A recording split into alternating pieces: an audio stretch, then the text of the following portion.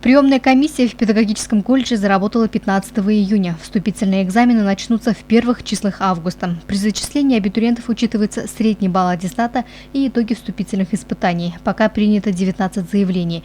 Предпочтение отдается таким специальностям, как прикладная математика и физическая культура.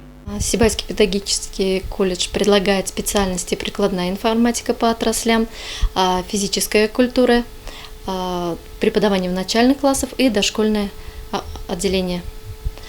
Прием у нас начался с 15 июня по 15 августа. Стоит отметить, что в педагогическом колледже в дошкольном отделении предусмотрена и заочная форма обучения. Срок независимо от специальности – 3 года и 10 месяцев. План приема абитуриентов у нас, на преподавание в начальных классах 25 человек, дошкольное образование очное отделение 25 человек, дошкольное образование заочное – это после 11 класса 25 человек, прикладная информатика по отраслям 50 человек, физическая культура 25 человек. Итого у нас 150 человек. Луиза Мустафина, Игорь Хамитова, Дамир Хайбулин, телекомпания СТВ.